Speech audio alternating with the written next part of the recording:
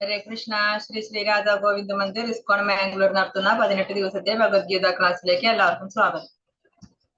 ഓം അജ്ഞാനതിമിരാന്ധസ്യ ജ്ഞാനാഞ്ജനശലാഖയാ ചക്ഷുരുന്മീലിതം യേന തസ്മൈ ശ്രീ ഗുരുവേ നമഃ. ശ്രീ ചൈതന്യ മനോഭീഷ്ടം സ്ഥാപിതം യേന ഭൂതലേ സ്വയം രൂപകഥാമഹ്യം ദദാതി സ്വപദാന്തികം.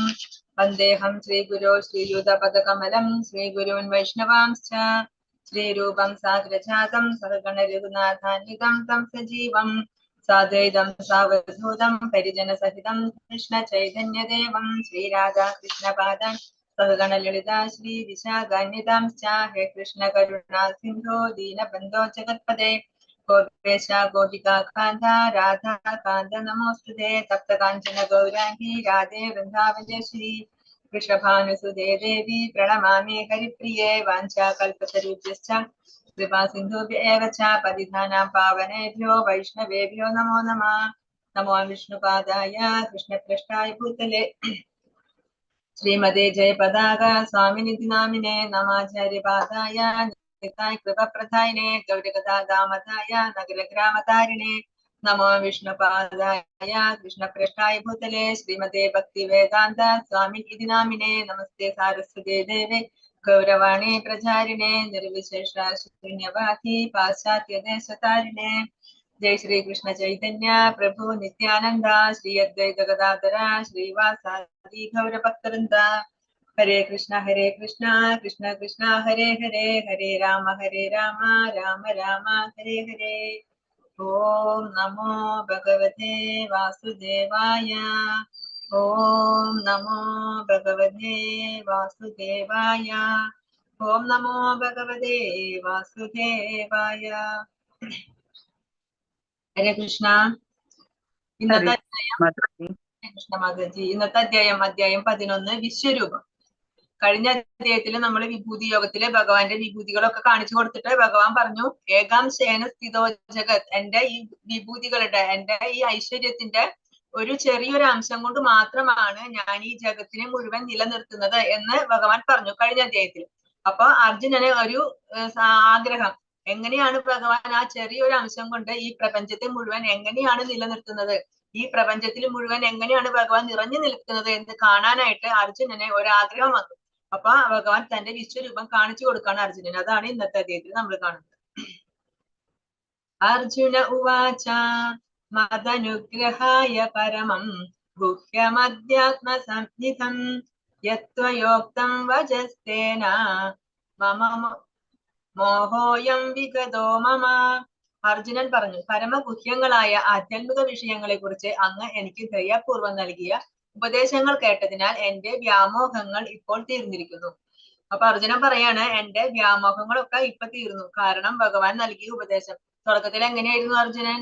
എനിക്ക് യുദ്ധം ചെയ്യാൻ പറ്റില്ല, എന്റെ ബന്ധുക്കളാണ്, എന്റെ സഹോദരങ്ങളാണ്, എന്റെ സുഹൃത്തുക്കളാണ്, എന്റെ ഗുരു ഉണ്ട്, എന്റെ മുത്തച്ഛനുണ്ട് എന്നൊക്കെ പറഞ്ഞിട്ട് എനിക്ക് യുദ്ധം ചെയ്യാൻ പറ്റില്ല എന്ന് പറഞ്ഞിട്ട് വില്ലും ശരങ്ങളും ഒക്കെ താഴെ ഇട്ടിട്ട് തേരില് തളർന്നിരിക്കുന്നു അർജുനൻ. ആ അർജുനനെയാണ് ഭഗവാൻ ഉപദേശം നൽകി ഭഗവാൻ പരമമായ ജ്ഞാനം അർജുനന് ഉപദേശിച്ചു കൊടുത്തു. അങ്ങനെ അർജുനന്റെ വ്യാമോഹം തീർന്നു. അപ്പൊ അർജുനൻ പറയാണ്, ഇപ്പൊ എന്റെ വ്യാമോഹം ഒക്കെ തീർന്നിരിക്കുന്നു. ഏവമേതദ്യഥാതത്വം ആത്മാനം പരമേശ്വര ദ്രഷ്ടുമിച്ഛാമി തേ രൂപം ഐശ്വര്യം പുരുഷോത്തമ. ഹേ പരമപുരുഷോത്തമ, ഹേ പരമ്പൊരുളെ, അങ്ങ് തന്നെ സ്വയം വിവരിച്ചതുപോലെയുള്ള അവിടുത്തെ യഥാർത്ഥമായ സ്ഥിതിയിൽ ഞാൻ അങ്ങയെ എന്റെ മുമ്പിൽ കാണുന്നുവെങ്കിലും ഈ വിശ്വാവിഷ്കാരത്തിലെങ്ങും അങ്ങ് ഉൾച്ചേർന്ന് നിൽക്കുന്നത് എങ്ങനെയെന്ന് കാണാൻ എനിക്ക് ആഗ്രഹമുണ്ട്. അങ്ങയുടെ ആ രൂപം എനിക്ക് കാണണം. അപ്പൊ അർജുനൻ എന്താ പറയുന്നത്? അങ്ങയുടെ യഥാർത്ഥ രൂപം എന്താണ്? ഭഗവാന്റെ ശ്യാമസുന്ദരൻ രൂപമാണ് ഭഗവാന്റെ. 2 കൈകളോട് കൂടിയ ആ ശ്യാമവർണ്ണത്തിലുള്ള ശ്യാമസുന്ദര രൂപം. അപ്പൊ അങ്ങയുടെ അതേ രൂപത്തിൽ അങ്ങ് ഇപ്പൊ എന്റെ മുമ്പിൽ നിൽക്കുന്നുണ്ട്. എനിക്കിപ്പോ അങ്ങയെ ആ രൂപത്തിൽ കാണാൻ പറ്റുന്നുണ്ട്. എന്നാലും എനിക്കൊരു ആഗ്രഹമുണ്ട്. കഴിഞ്ഞ അധ്യായത്തിൽ ഭഗവാൻ പറഞ്ഞു അതുപോലെ എങ്ങനെയാണ് ഭഗവാന്റെ വിഭൂതികൾ എങ്ങനെയാണ് ഈ പ്രപഞ്ചത്തിൽ മുഴുവൻ പ്രപഞ്ചത്തിൽ ഓരോന്നിലും ഭഗവാൻ എങ്ങനെയാണ് ഉൾപ്പൂതി നിൽക്കുന്നത് എന്ന് ഭഗവാൻ കുറച്ചൊക്കെ പറഞ്ഞു. എന്നിട്ട് പറഞ്ഞു, എന്റെ വിഭൂതികൾ മുഴുവൻ പറയാനായിട്ട് പറ്റില്ല, കാരണം എന്റെ ശക്തി അനന്തമാണ്. അപ്പൊ അതുകൊണ്ട് അർജുനൻ ഒരു ഡൗട്ട്, ഒരു ആഗ്രഹം, എങ്ങനെയാണ് അങ്ങ് ഈ അങ്ങയുടെ വിഭൂതികൾ ഈ പ്രപഞ്ചത്തിൽ മുഴുവൻ ഉൾച്ചേർന്ന് നിൽക്കുന്നത്? എങ്ങനെയാണ് ഈ വിശ്വത്തിലൊക്കെ അങ്ങ് നിറഞ്ഞു നിൽക്കുന്നത്? എങ്ങനെയാണ്? അതെനിക്ക് കാണണം എന്ന ആഗ്രഹമുണ്ട് എന്ന് പറഞ്ഞിട്ട് അർജുനൻ പറയാണ്, എനിക്ക് ആ രൂപം, ഈ രൂപം എന്റെ മുമ്പിൽ നിൽക്കുന്നുണ്ടെങ്കിലും ആ വിശ്വരൂപം അങ്ങയുടെ ആ രൂപം എനിക്ക് കാണണം എന്ന് ആഗ്രഹമുണ്ട് എന്ന് പറയാണ് അർജുനൻ. അപ്പൊ യഥാർത്ഥത്തില് അർജുനനെ സംബന്ധിച്ചിടത്തോളം അങ്ങനെ ഒരു രൂപം കാണുന്നത് കൊണ്ട് എന്തെങ്കിലും പ്രയോജനം ഉണ്ടോ? ഇല്ല. കാരണം അർജുനൻ ഭക്തനാണ്. ഭക്തന് ഭഗവാനെ എപ്പോഴും വിശ്വാസമാണ് അല്ലെ? ഭഗവാൻ എന്ത് പറഞ്ഞാലും അതിൽ പൂർണ്ണ വിശ്വാസമാണ്. അത് മാത്രല്ല, അർജുനൻ കഴിഞ്ഞ ശ്ലോകത്തിൽ പറയും കൂടെ ചെയ്തു, എന്റെ വ്യാമോഹം ഒക്കെ ഇപ്പൊ തീർന്നു പോയി എന്ന് അർജുനൻ പറയും കൂടെ ചെയ്തു. പിന്നെ എന്തിനു വേണ്ടിയാണ് അർജുനൻ ഈ വിശ്വരൂപം കാണണം എന്ന ആഗ്രഹം പ്രകടിപ്പിച്ചത്? അർജുനനെ അറിയാം ഭാവിയില് കുറെ പേര് വരും, ചിലപ്പോ പറയും ഇത് കൃഷ്ണൻ ഭഗവാനൊന്നും ആയിരുന്നില്ല, അർജുനന്റെ സുഹൃത്തല്ലേ, സുഹൃത്തായതുകൊണ്ട് നിങ്ങൾ പറഞ്ഞതാണ് ഇത് ഭഗവാനാണ് എന്ന്. പക്ഷെ യഥാർത്ഥത്തിൽ കൃഷ്ണൻ ഭഗവാൻ ആയിരുന്നില്ല എന്ന് പറഞ്ഞ് കുറെ പേര് ഭാവിയിൽ വരും. അപ്പൊ അവർക്ക് കാണിച്ചു കൊടുക്കണം, അല്ല കൃഷ്ണൻ ഭഗവാൻ തന്നെയായിരുന്നു, അദ്ദേഹം തന്റെ വിശ്വരൂപം കാണിച്ചു കൊടുത്തിട്ടുണ്ട്. വിശ്വരൂപം കാണിച്ചു കൊടുത്ത് പിന്നെ ഭഗവാൻ തന്നെ ആവില്ലേ? അതുകൊണ്ട് അത് ഭഗവാൻ തന്നെ ആയിരുന്നു എന്ന് ഉറപ്പിക്കണം. പിന്നെ അത് മാത്രല്ല, ഇനി വേറെ കുറെ പേര് പറയും ഞാനാണ് ഭഗവാൻ, ഞാനാണ് കൃഷ്ണൻ എന്ന് പറഞ്ഞിട്ട് കുറെ പേര് വരും, ഞാനാണ് ദൈവം എന്ന് പറഞ്ഞിട്ട് കുറെ പേര് വരും. അപ്പൊ അങ്ങനെയുള്ളവര് നമ്മളെ ചതിക്കാൻ സാധ്യതയുണ്ട്, പറ്റിക്കും. ദൈവമാണ് എന്ന് പറഞ്ഞിട്ട് നമ്മളെ പറ്റിക്കാൻ സാധ്യതയുണ്ട്. അപ്പൊ അങ്ങനെ പറ്റിക്കപ്പെടാതിരിക്കാൻ വേണ്ടിയിട്ട് അപ്പൊ അവരുടെ അടുത്ത് നമുക്ക് പറയാം, നിങ്ങൾ ദൈവമാണോ എങ്കിൽ നിങ്ങളുടെ ആ വിശ്വരൂപം കാണിച്ചു തരൂ എന്ന് നമുക്ക് അവരോട് പറയാൻ സാധിക്കണം. കാരണം ഭഗവാനാണെങ്കിൽ ആ വിശ്വരൂപം കാണിക്കാനായിട്ട് സാധിക്കും. അപ്പൊ അങ്ങനെ ഭാവിയില് എന്തെങ്കിലും കള്ളത്തരങ്ങളുമായിട്ട് വരുന്ന ആളുകൾ ഉണ്ടെങ്കിൽ അവരെ മനസ്സിലാക്കാനും അവരെ യഥാർത്ഥത്തിലുള്ള ദൈവമല്ല എന്ന് മനസ്സിലാക്കാനും വേണ്ടിയിട്ടാണ് ഈ വിശ്വരൂപം ഭഗവാന്റെ വിശ്വരൂപം കാണണമെന്ന് അർജുനൻ ആഗ്രഹിക്കുന്നത്. ശ്രീ ഭഗവാനുവാച പശ്യ മേ പാർത്ഥരൂപാണി ശതശോധസഹസ്രശഃ നാനാവിധാനി ദിവ്യാനി നാനാവർണാകൃതാനി ച. പരമദിവ്യോത്തമ പുരുഷൻ പറഞ്ഞു, പ്രിയപ്പെട്ട അർജുന, പല വർണ്ണങ്ങളിലും പല ആകൃതികളിലുമുള്ള എന്റെ 1000 ദിവ്യരൂപങ്ങൾ നീ കണ്ടുകൊള്ളൂ. അപ്പൊ ഭഗവാൻ പറഞ്ഞു, അർജുനന്റെ ഒരു ആഗ്രഹമാണ് എന്ന് മനസ്സിലായപ്പോ ഭഗവാൻ പറഞ്ഞു, ശരി ഞാൻ കാണിച്ചു തരാം നിനക്ക്, നീ കണ്ടുകൊള്ളൂ എന്റെ ഈ രൂപം. ഇത് പല വർണ്ണങ്ങളിലുണ്ട്, പല ആകൃതികളുമുണ്ട്. അങ്ങനെ എന്റെ 1000 ദിവ്യരൂപങ്ങൾ കാണാൻ സാധിക്കും ഈ വിശ്വരൂപത്തില്. കാരണം ഈ വിശ്വരൂപത്തിൽ പ്രപഞ്ചത്തിൽ മുഴുവൻ ഭഗവാൻ നിറഞ്ഞു നിൽക്കാണ്, ഓരോ ശക്തിയിലും എല്ലാത്തിലും ഭഗവാൻ ഉണ്ട്. അപ്പൊ എന്റെ 1000 രൂപങ്ങൾ നിനക്ക് കാണാം, അതാ നീ കണ്ടുകൊള്ളൂ എന്ന് പറഞ്ഞിട്ട് ഭഗവാൻ കാണിച്ചു കൊടുക്കാൻ പോവാണ്. നതു മാം ശക്യസേ ദ്രഷ്ടും അനേനൈവാസു ചക്ഷുഷാ ദിവ്യം ദദാമി തേ ചക്ഷു പശ്യമേ യോഗമൈശ്വരം. പക്ഷേ നിന്റെ ഈ നേത്രങ്ങൾക്ക് ഞാൻ ദൃശ്യനാവില്ല, അതുകൊണ്ട് നിനക്ക് ഞാൻ ദിവ്യ ചക്ഷുസ് നൽകുന്നു, എന്റെ വിഭൂതികളെ യഥേഷ്ടം കണ്ടുകൊള്ളു. ഭഗവാൻ പറയാണ്, നിനക്ക് ഞാൻ നിന്റെ ആഗ്രഹമല്ലേ എന്റെ വിശ്വരൂപം കാണണം എന്നുള്ളത്, അതുകൊണ്ട് എന്റെ വിശ്വരൂപം ഞാൻ നിനക്ക് കാണിച്ചു തരാം. പക്ഷെ നിന്റെ ഈ നേത്രങ്ങൾ കൊണ്ട് അത് കാണാൻ സാധിക്കില്ല. നമ്മുടെ ഭൗതികമായ ഇന്ദ്രിയങ്ങൾ കൊണ്ട് ഭഗവാനെ മനസ്സിലാക്കാൻ സാധിക്കില്ല. നമ്മുടെ ഇന്ദ്രിയങ്ങൾക്കൊക്കെ അപൂർണമാണ്, പൂർണ്ണമല്ല, ഇന്ദ്രിയങ്ങൾക്ക് കുറവുകളുണ്ട്. അപ്പൊ അതുകൊണ്ട് ആ ഇന്ദ്രിയം, ഭൗതികമായ ഇന്ദ്രിയം കൊണ്ട്, ഭൗതികമായ ആ കണ്ണുകൊണ്ട് നിനക്ക് എന്നെ കാണാനായിട്ട് സാധിക്കില്ല. അതുകൊണ്ട് ഞാൻ നിനക്ക് ദിവ്യ നേത്രം തരാം, ദിവ്യ ചക്ഷുസ് നൽകാം. അങ്ങനെ എന്റെ വിഭൂതികളെ നീ യഥേഷ്ടം കണ്ടുകൊള്ളൂ എന്ന് പറയാണ് ഭഗവാൻ. നമ്മള് 3D സിനിമകളൊക്കെ കണ്ടിട്ടുണ്ടോ ഇല്ലേ? ആ സിനിമകൾ കാണണമെന്നുണ്ടെങ്കിൽ അത് അതിൻ്റെതായ എഫക്ട് നമുക്ക് ഫീൽ ചെയ്യണമെന്നുണ്ടെങ്കിൽ അവരൊരു കണ്ണട തരും നമുക്ക് വെക്കാനായിട്ട്. ആ കണ്ണട വെച്ചിട്ട് ആ സിനിമ കണ്ടാലേ അതിനെ ഉദ്ദേശിക്കുന്ന ഫീല് നമുക്ക് കിട്ടുള്ളൂ. അപ്പൊ അതുപോലെയാണ് ഭഗവാൻ. ഈ ഭൗതിക ലോകത്ത് നമ്മൾ ഇങ്ങനെ ഒരു 3D സിനിമ കാണണമെങ്കിൽ ഇങ്ങനെ ഒരു കണ്ണട വേണമെന്നുണ്ടെങ്കിൽ നമുക്ക് ഈ ഭൗതിക ലോകത്ത് ഏത് കണ്ണട വെച്ചാലും നമുക്ക് ഭഗവാനെ കാണാനായിട്ട് സാധിക്കില്ല, ഭഗവാനെ മനസ്സിലാക്കാനൊന്നും സാധിക്കില്ല. കാരണം നമ്മുടെ ഇന്ദ്രിയങ്ങൾ പൂർണ്ണമല്ല, നമ്മുടെ കണ്ണുകൾക്ക് ലിമിറ്റേഷൻ ഉണ്ട്. ഒരു ചുമരിന് അപ്പുറത്ത് എന്തെങ്കിലും ഉണ്ടെന്നുണ്ടെങ്കിൽ അത് കാണാൻ നമുക്ക് സാധിക്കില്ല, നമ്മുടെ കണ്ണുകൾക്ക് ലിമിറ്റേഷൻ ഉണ്ട്. അപ്പൊ അതുകൊണ്ട് ഭൗതികമായ ആ ഇന്ദ്രിയം കൊണ്ട്, ആ കണ്ണുകൊണ്ട് നമുക്ക് ഭഗവാനെ കാണാൻ സാധിക്കില്ല, ഭഗവാന്റെ വിശ്വരൂപം കാണാനായിട്ട് സാധിക്കില്ല.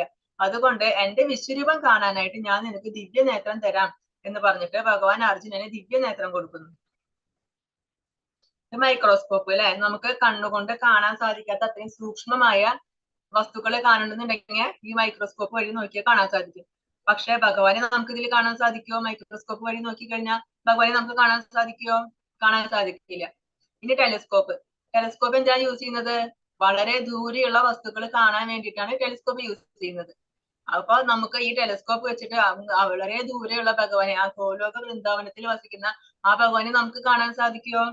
അതും കാണാൻ സാധിക്കില്ല. അപ്പൊ ഭഗവാനെ നമുക്ക് നമ്മൾ എന്തൊക്കെ ഉപയോഗിച്ചാലും, ഈ ഭൗതിക ലോകത്ത് കിട്ടുന്ന ആ ടെക്നോളജി എങ്ങനെയൊക്കെ യൂസ് ചെയ്താലും ഭഗവാനെ നമുക്ക് കാണാനായിട്ട് നമ്മുടെ കണ്ണുകൾക്ക് അതിനുള്ള യോഗ്യത ഇല്ല. നമുക്ക് അതിന് സാധിക്കില്ല. നമ്മുടെ കണ്ണുകള് അപൂർണമാണ്, പൂർണ്ണമല്ല. ഒരു ആപ്പിള് കടിച്ചു വെച്ചിരിക്കുകയാണ്. ആ ആപ്പിള് കടിച്ച് അങ്ങോട്ട് തിരിച്ചു വെച്ചിരിക്കുകയാണ്. നമ്മൾ ഫ്രണ്ടിൽ നിന്ന് നോക്കുമ്പോ ആ കടിച്ച ഭാഗം കാണാൻ പറ്റില്ല. കാരണം നമുക്ക് ആ അതിനപ്പുറത്തുള്ളത് കാണാനുള്ള യോഗ്യത നമുക്കില്ല. അപ്പൊ നമ്മൾ നോക്കുമ്പോ എങ്ങനെയാണ്? ഫ്രഷ് ആപ്പിൾ ആണെന്ന് തോന്നും. നമ്മൾ കയ്യിൽ എടുത്ത് നോക്കുമ്പോഴോ അതിന്റെ ഒരു ഭാഗം ഒന്നുകിൽ കടിച്ചു വെച്ചിട്ടുണ്ടാവും, അല്ലെങ്കിൽ വല്ല പക്ഷികളോ കടിച്ചിട്ടുണ്ടാവും, അല്ലെങ്കിൽ ചിലപ്പോൾ കേട് വന്നിട്ടുണ്ടായിരിക്കും. പക്ഷെ അത് നമുക്ക് എടുത്തു നോക്കിയാലേ കാണാൻ പറ്റുള്ളൂ. കാരണം നമ്മുടെ കണ്ണുകൾ പൂർണ്ണമല്ല. പിന്നെ ഇവിടെ ഒരു പിക്ചർ കാണുന്നുണ്ടോ? ഇല്ലേ? അതിലേക്ക് സൂക്ഷിച്ച് നോക്കി നോക്കുമെന്ന്. ആ പിക്ചർ നമുക്ക് ചലിക്കുന്ന പോലെ തോന്നും, അല്ലെ? അത് അനങ്ങുന്ന പോലെ തോന്നും. പക്ഷെ യഥാർത്ഥത്തിൽ അത് അനങ്ങുന്നുണ്ടോ? ഇല്ല. അത് വെറും ഒരു പിക്ചറാണ്, അത് അനങ്ങുന്നില്ല. പക്ഷെ നമുക്ക് അങ്ങനെ തോന്നും. കാരണം എന്താ? അത് നമ്മുടെ കണ്ണിന്റെ ഒരു കുറവാണ്. നമ്മുടെ ഇന്ദ്രിയങ്ങൾ അപൂർണമാണ്. നമ്മുടെ ഇന്ദ്രിയങ്ങൾ പൂർണ്ണമല്ലാത്തത് കൊണ്ട് നമുക്ക് അങ്ങനെ തോന്നുന്നതാണ്. അല്ലാതെ യഥാർത്ഥത്തിൽ അതൊരു വെറും ഒരു പിക്ചർ മാത്രമാണ്. ഉത്തമ ഭക്തൻ വിശ്വരൂപ ദർശനം ആഗ്രഹിക്കുന്നില്ല. അർജുനന് കൃഷ്ണന്റെ പ്രസ്താവനകൾ സാധൂകരിക്കണമായിരുന്നു. ഒരു ഉത്തമ ഭക്തന് ഒരിക്കലും ഭഗവാന്റെ വിശ്വരൂപം കാണാൻ ആഗ്രഹം ഉണ്ടാവില്ല. കാരണം ഭക്തൻ എപ്പോഴും ഭഗവാന്റെ ആ ശ്യാമ സുന്ദര രൂപം കാണാൻ മാത്രമേ ആഗ്രഹം ഉണ്ടായിരിക്കുള്ളൂ. പക്ഷെ അർജുനന് പ്രഖ്യാപിക്കണം, അതായത് പ്രസ്താവിക്കണം, ഭാവിയിൽ വരുന്ന ജനങ്ങളെ പറഞ്ഞു മനസ്സിലാക്കണം, ഇത് ഭഗവാൻ അന്ന് അവതരിച്ച ആ ഭഗവാൻ, അത് കൃഷ്ണൻ ഭഗവാൻ തന്നെയായിരുന്നു, വെറും ഒരു മനുഷ്യനായിരുന്നില്ല എന്നുള്ളത് ഉറപ്പിക്കണം. അതിനു വേണ്ടിയിട്ടാണ് അർജുനൻ അങ്ങനെ ഒരു ആഗ്രഹം പറയുന്നത്. അതോടൊപ്പം ഭാവിയിൽ ജനങ്ങൾക്ക് ബോധ്യപ്പെടുത്തുകയും വേണം, താൻ പരമദിവ്യോത്തമ പുരുഷനാണെന്ന് കൃഷ്ണൻ പറഞ്ഞത് വെറും സൈദ്ധാന്തികമായോ ദാർശനികമായോ അല്ല.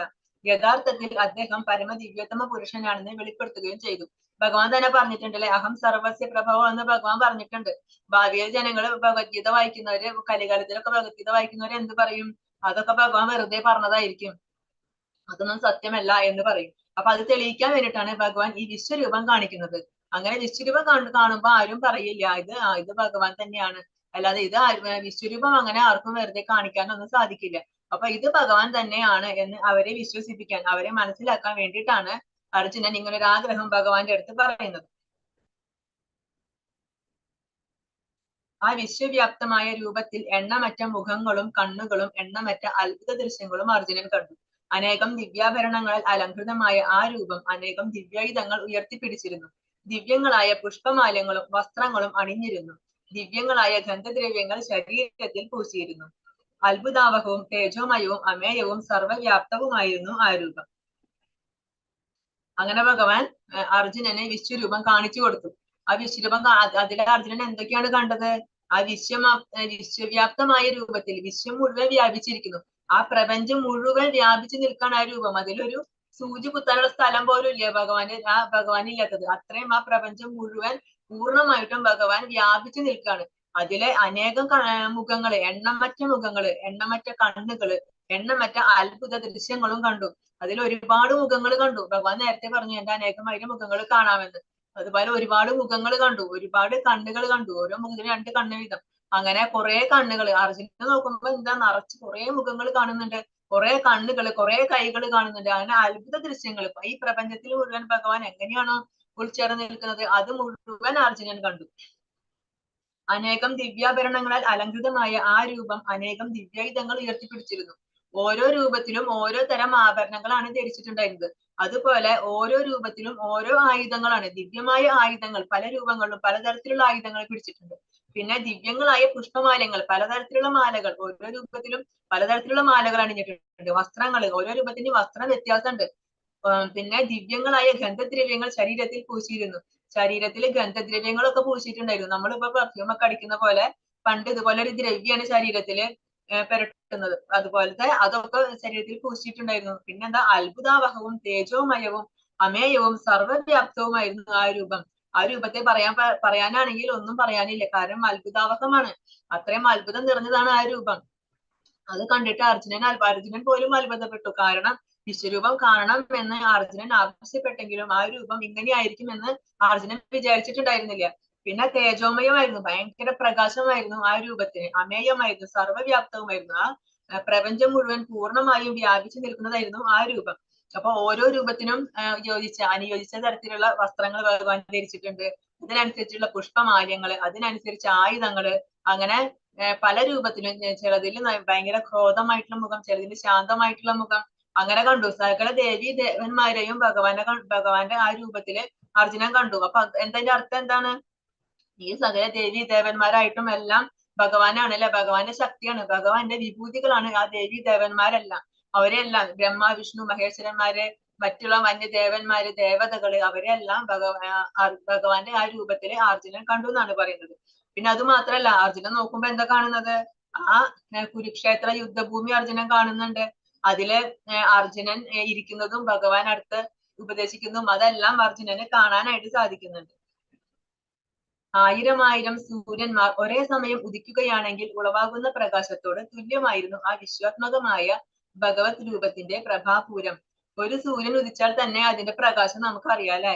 ഒരു നട്ടുച്ച നേരത്ത് നമ്മൾ ആകാശത്തേക്ക് നോക്കാൻ ആരെങ്കിലും സാധിക്കുമോ? നമുക്ക് സാധിക്കില്ല. കാരണം നമ്മുടെ കണ്ണ് ചിമ്മിപ്പോകും, കണ്ണ് പൊടിക്കും. കാരണം ആ സൂര്യന്റെ ചൂട് നമുക്ക് നമ്മുടെ കണ്ണുകൾക്ക് താങ്ങാനായിട്ട് സാധിക്കില്ല. ആ ഒരു സൂര്യന്റെ ശക്തി തന്നെ നമുക്ക് കാണാൻ സാധിക്കുന്നില്ല. അതുപോലത്തെ അനേകമായിരം സൂര്യന്മാര് ഒരേ സമയം ഉദിക്കുകയാണെങ്കിൽ എന്ത് പ്രകാശമാണോ ഉണ്ടായിരിക്കുക, അത്രയും പ്രകാശമായിരുന്നു ആ ഭഗവാന്റെ രൂപത്തിന് എന്നാണ് പറയുന്നത്. ഭഗവാൻ ആ വിശ്വരൂപം കാണിച്ചപ്പോ ആ പ്രപഞ്ചം മുഴുവൻ അങ്ങനെ ഒരു പ്രകാശം നിറഞ്ഞു നിൽക്കായിരുന്നു. അതിൽ പല രൂപങ്ങളും, വായുവിൽ നിന്ന് തീ തുപ്പുന്ന രൂപങ്ങളുണ്ട്, ഭയാനകമായ രൂപങ്ങളുണ്ട്, പേടിപ്പിക്കുന്ന രൂപങ്ങളുണ്ട്, എന്നാൽ അതുപോലെ ശാന്തമായ രൂപങ്ങളുണ്ട്, സൗമ്യമായ രൂപങ്ങളുണ്ട്. അർജുനനെ ഓരോന്നും തിരിച്ചറിയാൻ പോലും പറ്റുന്നില്ല. കാരണം ഒരു രൂപം അതിന്റെ അടുത്ത് അപ്പുറത്തെ രൂപം, അതിന്റെ അടുത്ത് അപ്പുറത്തെ, എല്ലാം കൂടെ നോക്കി എത്താൻ പോലും അർജുനന് സാധിക്കുന്നില്ല. അത്രയും ബീഭത്സമായ ഭയാനകമായ പല രൂപങ്ങളും ആ വിശ്വരൂപത്തിലെ അർജുനന് കാണാൻ സാധിച്ചു. അർജുന ഉവാച പശ്യാമി ദേവാംസ്തവ ദേവദേഹേ സർവാംസ്തദാ ഭൂതവിശേഷ സംഘാത് ബ്രഹ്മാണമീശം കമലാസനസ്ഥം ഋഷീംശ്ച സർവാനുരഗാംശ്ച ദിവ്യാൻ. അർജുനൻ പറഞ്ഞു, കൃഷ്ണ, അവിടുത്തെ ശരീരത്തിൽ സകല ദേവന്മാരെയും മറ്റ് സകല ജീവജാലങ്ങളെയും ഞാൻ കാണുന്നു. മാത്രമല്ല താമരപ്പൂവിൽ ഇരുന്നരുളുന്ന ബ്രഹ്മദേവൻ, അതുപോലെ ശിവൻ, ഋഷികൾ, ദിവ്യ സർപ്പഗണങ്ങൾ എന്നിവരെയും ഞാൻ കാണുന്നു. അപ്പൊ അർജുനൻ ഭഗവാന്റെ അടുത്ത് പറയാണ്, ആ വിശ്വരൂപം ഭഗവാൻ കാണിച്ചപ്പോ ഞാൻ അതിൽ എന്തൊക്കെയാണ് കണ്ടത് എന്ന് അർജുനൻ പറയാണ് ഭഗവാന്റെ അടുത്ത്. കൃഷ്ണ, ഞാൻ അങ്ങയുടെ ശരീരത്തിൽ തന്നെ ഞാൻ എല്ലാ ദേവന്മാരെയും കണ്ടു, സകല ദേവന്മാരെയും ഞാൻ കണ്ടു. അവരെല്ലാം അങ്ങയുടെ ശരീരത്തിലുണ്ട്. അതുപോലെ മറ്റ് സകല ജീവജാലങ്ങളെയും കണ്ടു. ഈ ഭൗതിക ലോകത്തുള്ള എണ്ണമറ്റ ജീവജാലങ്ങൾ അവരെല്ലാം ഈ ഭഗവാന്റെ ശരീരത്തില് കണ്ടു. 84 ലക്ഷം ജീവയോനികളുണ്ട്. അതിലുള്ള എല്ലാ ജീവജാലങ്ങളും, ആ പുഴുക്കൾ തൊട്ട് ആ ബ്രഹ്മാവ് വരെയുള്ള, ജീവാത്മാവ് വരെയുള്ള, ഉറുമ്പ് വരെയുള്ള എല്ലാത്തിനെയും ഭഗവാന്റെ ആ ശരീരത്തില് അർജുനന് കാണാൻ സാധിച്ചു. അത് മാത്രമല്ല കണ്ടത്, പിന്നെ താമരപ്പൂവിൽ ഇരുന്നിരുന്ന ആ ബ്രഹ്മദേവൻ, ബ്രഹ്മാവിനെ കണ്ടു, ശിവനെ കണ്ടു, ആ ഋഷികളെ കണ്ടു, അനേകം ഋഷിമാരുണ്ട്, അവരെ കണ്ടു. പിന്നെ ദിവ്യ സർപ്പഗണങ്ങളുണ്ട്, അനന്തൻ, അതുപോലെയുള്ള ദിവ്യ സർപ്പഗണങ്ങളുണ്ട്. ഇനി ക്രൂര സർപ്പങ്ങളായിട്ടുള്ളവരുണ്ട്, അതുണ്ട്. എല്ലാവരെയും കണ്ടു. സകല ജീവജാലങ്ങളും ഈ ഭൗതിക ലോകത്ത് എന്തൊക്കെയാണ് ഉണ്ടത്? പർവ്വതങ്ങള്, സമതലങ്ങള്, മറ്റ് ഗ്രഹവ്യൂഹങ്ങള്, ജ്യോതിഷുകള്, നക്ഷത്രങ്ങള്, അങ്ങനെ എന്തൊക്കെയാണോ ഈ ഭൗതിക പ്രപഞ്ചത്തിൽ എന്തൊക്കെയാണോ ഉള്ളത് അതെല്ലാം ആ ഭഗവാന്റെ ആ ശരീരത്തില് അർജുനന് കാണാനായിട്ട് സാധിച്ചു. അല്ലയോ ജഗന്നാഥ, വിശ്വരൂപ, അങ്ങയുടെ ശരീരത്തിൽ എല്ലായിടത്തും എണ്ണമറ്റ കൈകളും ഉദരങ്ങളും വായ്കളും കണ്ണുകളും ഉരുത്തിരിഞ്ഞു വരുന്നു. ഇവയ്ക്ക് അവസാനമില്ല, ആദിയോ മധ്യമോ അന്തമോ കാണുന്നില്ല.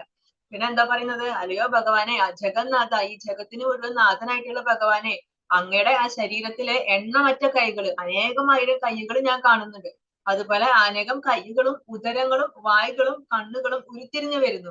വീണ്ടും വീണ്ടും വന്നുകൊണ്ടിരിക്കുകയാണ്. ഭഗവാൻ ആ രൂപം കാണിച്ചുകൊണ്ടിരിക്കുമ്പോ ആ രൂപത്തിൽ നിന്ന് വീണ്ടും വീണ്ടും വന്നുകൊണ്ടിരിക്കുകയാണ്. കുറെ രൂപങ്ങൾ വന്നുകൊണ്ടിരിക്കുക. അന്നമറ്റ കൈകള്, ഉദരങ്ങള്, വായുകളും കണ്ണുകളും, ഇങ്ങനെ ആ രൂപത്തിൽ നിന്ന് പിന്നെയും പിന്നെയും പിന്നെയും വീണ്ടും ഇങ്ങനെ വന്നുകൊണ്ടേയിരിക്കുന്നു. അതിനൊരു അവസാനം കാണുന്നില്ല, അതിന് ആദ്യം കാണുന്നില്ല. ഇതിന്റെ തുടക്കം എവിടെയാണ്, എവിടെ നിന്നാണ് വരുന്നത്, അത് കാണാൻ പറ്റുന്നില്ല. അതിന്റെ മദ്യം കാണാൻ പറ്റുന്നില്ല, അതിന്റെ അന്തം കാണാൻ പറ്റില്ല. ഇത് എപ്പോ തീരും, എവിടെ അവസാനിക്കുന്നത്, ഈ വന്നുകൊണ്ടിരിക്കുന്നത് നിന്നോ എന്ന് കാണാൻ പറ്റുന്നില്ല. കാരണം പിന്നെയും പിന്നെയും ഇങ്ങനെ വന്നുകൊണ്ടിരിക്കുകയാണ്. ഭഗവാന്റെ അനേകമായിരം രൂപങ്ങൾ വന്നുകൊണ്ടിരിക്കുകയാണ്. ആളിക്കത്തുന്ന അഗ്നിയുടെയും മധ്യാഹ്ന സൂര്യന്റെയും പ്രകാശം പോലെ ചൂഴെ പരക്കുന്നതും കണ്ണഞ്ചിപ്പിക്കുന്നതുമായ മഹാജ്യോതിസ് കൊണ്ട് ദുർദൃശമാണ് അങ്ങയുടെ ഈ രൂപം.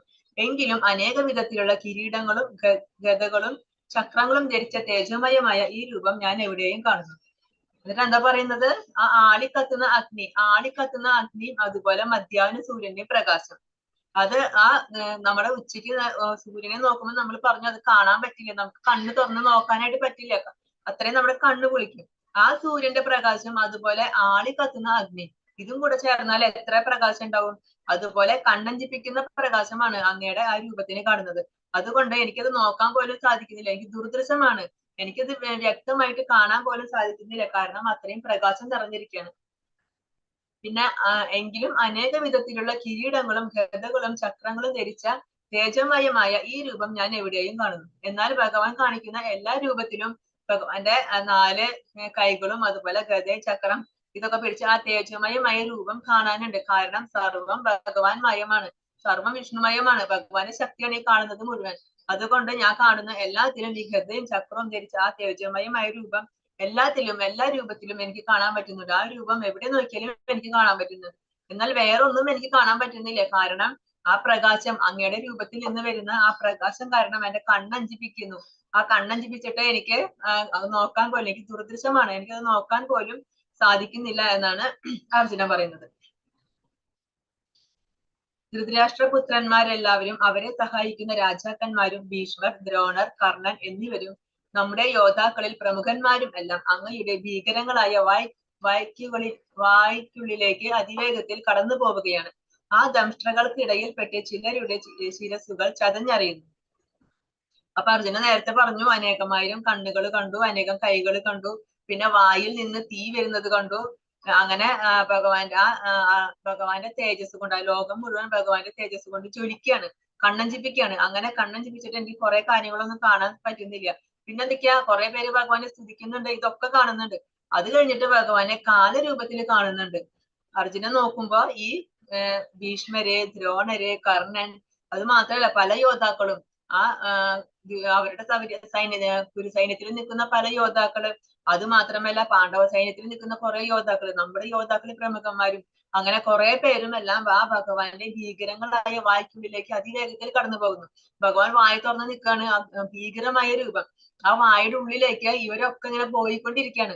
കുറെ പേര് വന്നുകൊണ്ടിരിക്കുന്നു, കുറെ പേര് വായുടെ ഉള്ളിലായി, കുറെ പേര് ആ ഭഗവാന്റെ പല്ലിന്റെ ഉള്ളിൽ പെട്ട് ഞെരിഞ്ഞമർന്നു, കുറെ പേര് വായുടെ ഉള്ളിലേക്ക് പോയി. അങ്ങനെ അർജുനൻ നോക്കുമ്പോ ഇവരൊക്കെ, ഈ എല്ലാ യോദ്ധാക്കളും ഭഗവാന്റെ വായിലേക്ക് ഇങ്ങനെ വേഗത്തിൽ കടന്നു പോയിക്കൊണ്ടിരിക്കുന്നതാണ് കാണുന്നത്.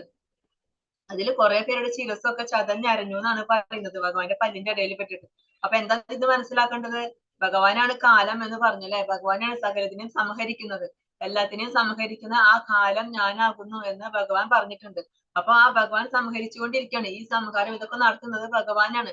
സൃഷ്ടി, അതുപോലെ നമ്മളെ നിലനിർത്തുന്നത്, ആ സ്ഥിതി, പിന്നെ സംഹാരം, ഇതൊക്കെ ചെയ്യുന്നത് ഭഗവാനാണ്. അത് നേരത്തെ ഭഗവാൻ പറഞ്ഞിട്ടുണ്ട്.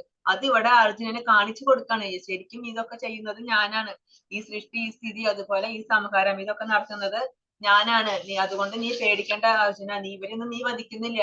കാരണം എന്താ, ഇവരെ ഞാൻ ഓൾറെഡി കൊന്നു കഴിഞ്ഞു. അതാണ് ഭഗവാൻ കാണിച്ചു കൊടുക്കുന്നത്. ഇവരൊക്കെ ഓൾറെഡി മരിച്ചു കഴിഞ്ഞു, ഇവരൊക്കെ മരിക്കാനുള്ളവരാണ്. എന്തായാലും ഞാൻ ഇവരെ കൊല്ലും, ഇവര് കാലരൂപത്തിൽ ഞാൻ ഇവരെ എന്തായാലും വധിക്കും. അപ്പൊ ഇവരെല്ലാം വധിക്കാനുള്ളവരാണ്, ഇവരെല്ലാം വധിക്കപ്പെടാനുള്ളവരാണ്.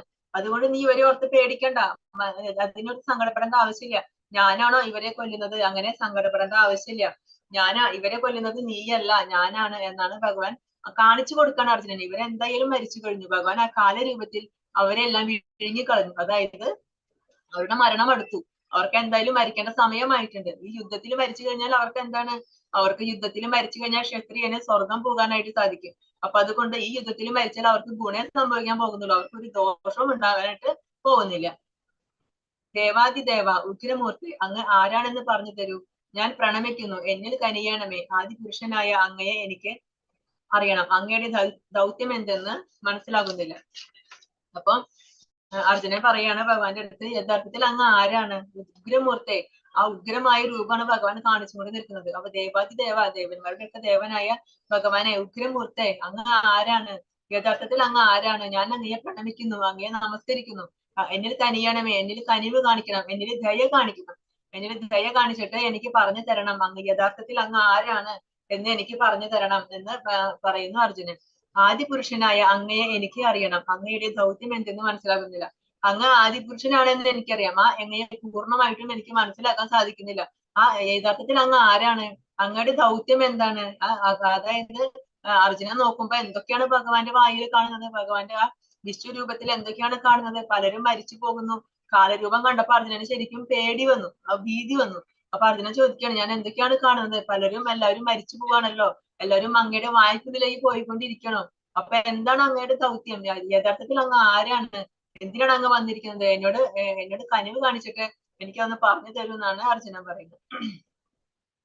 പരമദിവ്യോത്തമ പുരുഷൻ പറഞ്ഞു, സമസ്ത ലോകങ്ങളെയും സംഹരിക്കുന്ന കാലമാകുന്നു ഞാൻ.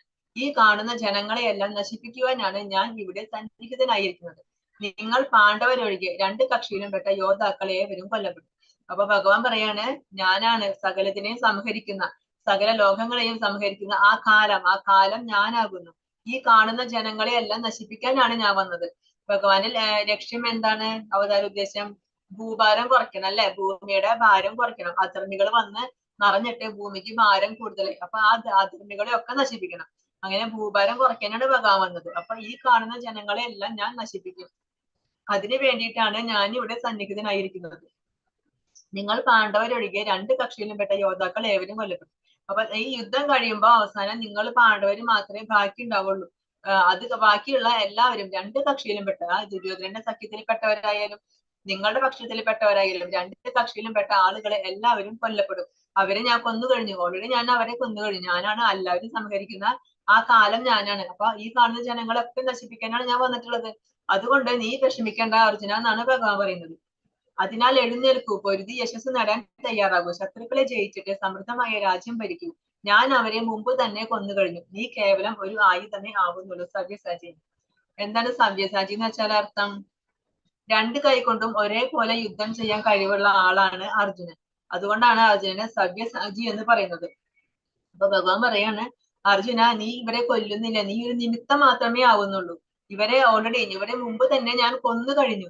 ഇനി നീ ഒരു നിമിത്തം മാത്രം, നീ ഒരു കാരണം മാത്രമേ ആവുന്നുള്ളൂ. യഥാർത്ഥത്തിൽ നീ അല്ല അവരെ കൊല്ലുന്നത്. യഥാർത്ഥത്തിൽ അവരെ കൊല്ലുന്നത് ഞാനാണ്. അത് ഞാൻ കൊന്നു കഴിഞ്ഞു. ഞാൻ അവരെ മുമ്പ് തന്നെ കൊന്നു കഴിഞ്ഞു. നീ കേവലം ഒരു ആയുധമേ ആവുന്നുള്ളൂ. നീ അതിന്റെ ഒരു ആയുധം മാത്രം. നമ്മള് ഒരു ആയുധം കൊണ്ട് എന്തെങ്കിലും ചെയ്തു കഴിഞ്ഞിട്ട് ആയുധം വിഷമിക്കുമോ, അയ്യോ ഞാൻ കാരണം ചെയ്തല്ലോ എന്ന്? ഒരിക്കലും ഇല്ല അല്ലെ. ആയുധം അതിനൊരു, നമ്മളിപ്പോ പച്ചക്കറി നുറുക്കാണ് കുക്ക് ചെയ്യാനായിട്ട്. നമ്മള് പച്ചക്കറി കത്തി കൊണ്ട് നമ്മൾ നുറുക്കുമ്പോ ആ കത്തിക്ക് പറയാൻ പറ്റുമോ നിങ്ങളെല്ലാം നുറുക്കിയത്, ഞാനാണ് ചെയ്തതെന്ന്? അതുപോലെയാണ് ഭഗവാൻ പറയുന്നത്, നീ ഒരു ആയുധം മാത്രം. അവരെ വധിക്കാൻ എനിക്കൊരു ആയുധം, ഒരു നിമിത്തം, അത് മാത്രമേ നീ ആവുന്നുള്ളൂ. അതിനെനിക്ക് നീ വേണം. പക്ഷെ ഞാൻ അവരെ മുമ്പേ കൊന്നു കഴിഞ്ഞു. അതുകൊണ്ട് നീ വിഷമിക്കേണ്ട ആവശ്യമില്ല. എന്റെ ബന്ധുക്കളെയല്ലേ ഞാൻ കൊല്ലുന്നത്, എന്റെ സുഹൃത്തുക്കളെയല്ലേ, എന്റെ വീട്ടുകാരെയല്ലേ എന്ന് നീ ആലോചിക്കേണ്ട ആവശ്യമില്ല. കാരണം അവര് മുമ്പേ മരിച്ചു കഴിഞ്ഞവരാണ്, ഞാൻ അവരെ കൊന്നു കഴിഞ്ഞവരാണ്. നീ ഒരു ആയുധമായിട്ട്, ഒരു നിമിത്തമായിട്ട് നീ അവരെ ഇത് സത്യമാക്കി തരണമെന്നാണ് ഭഗവാൻ പറയുന്നത്. അതൊക്കെ കഴിഞ്ഞപ്പോ ആ വിശ്വരൂപം കാണിച്ചു കൊടുത്തു. ആ വിശ്വരൂപമൊക്കെ കണ്ടപ്പോ അർജുനന് ഭയങ്കര വിഷമായി. കാരണം അർജുനൻ മുമ്പ് അറിഞ്ഞിരുന്നില്ല ഈ ഭഗവാന്റെ പ്രഭാവം ഇത്രയാണ്, കൃഷ്ണന്റെ പ്രഭാവം ഇത്രയാണ്, കൃഷ്ണൻ ഭഗവാനാണ്, ഇത്രയും വലിയൊരു ആളാണെന്ന് അർജുനൻ അറിഞ്ഞിരുന്നില്ല. അർജുനൻ എന്താ വിചാരിച്ചത്, ഇതെന്റെ ഒരു സുഹൃത്ത്, എന്നെ പോലെ എന്റെ ഒരു സുഹൃത്ത്.